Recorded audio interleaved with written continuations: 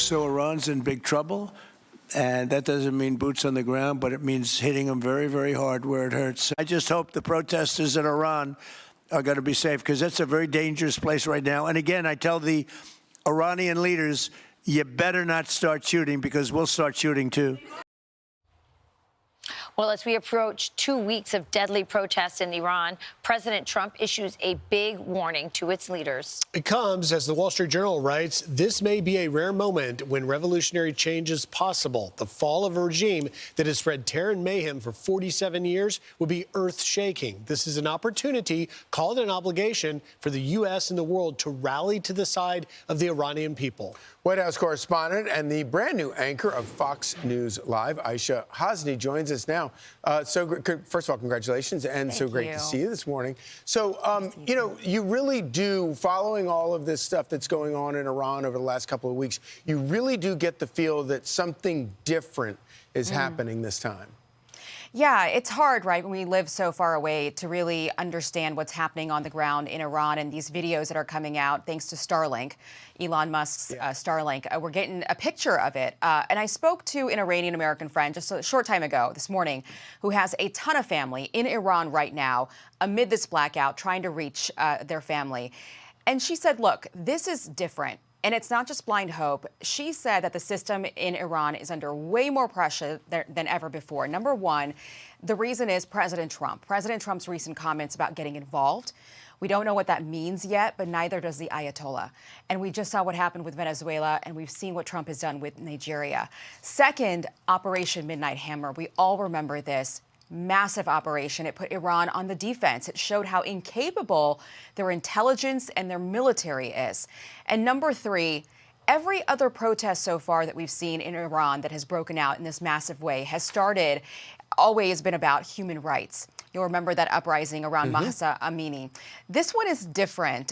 These protests really started off in the bazaars, in the markets, which is saying a lot because the merchant sector there is usually very supportive of the regime. So this is really an economic uprising. The population sort of waking up, fed up that the system is not working out for them. And the other question is, what would happen to the Ayatollah?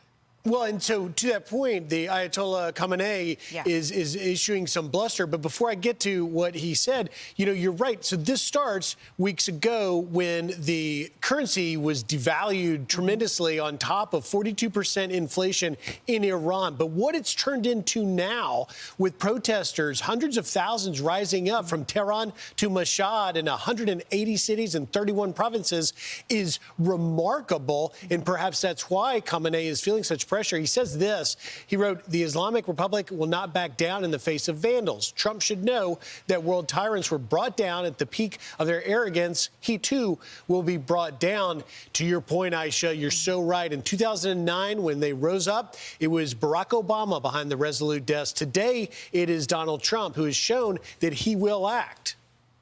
Absolutely. It's a different world. And I think that world leaders are paying attention and responding in a big way. And that's what my friend told me, that the Ayatollah has to be afraid of what President Trump could or could not do. When he says he's going to get involved, what does that actually mean? And so she's saying that her family is hearing reports over there that he might be looking into running, into leaving. And so let's imagine that scenario. If that happens, are we looking at a power vacuum? I mean, what happens to Iran? Think about how widespread Iran's tentacles are in that region. It funds so many different proxies all over that Mideast region.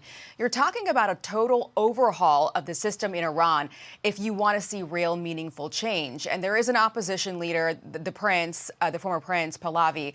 He wants to lead a transition, but my friend's telling me we're not sure if the people of Iran want that either. I'm hearing that the Iranians really want elections. They want to vote.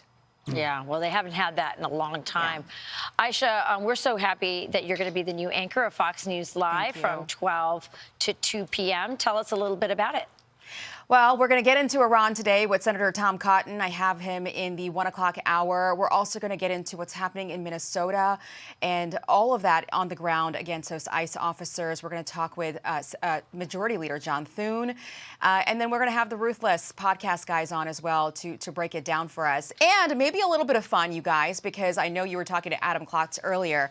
But my team, Indiana, won last night. Didn't get any sleep, but we're going to get through the day today, and we're going to cover all the breaking news for you because so much happens now over the weekends, as you know. We'll be watching. We will. Congratulations, and Aishah. Congratulations again. Thank you, guys. So proud of you. Watching it. Awesome. Hey everyone, I'm Emily Campagno. Catch me and my co-hosts Harris Faulkner and Kaylee McEnany on Outnumbered every weekday at 12 p.m. Eastern, or set your DVR. Also, don't forget to subscribe to the Fox News YouTube page for daily highlights.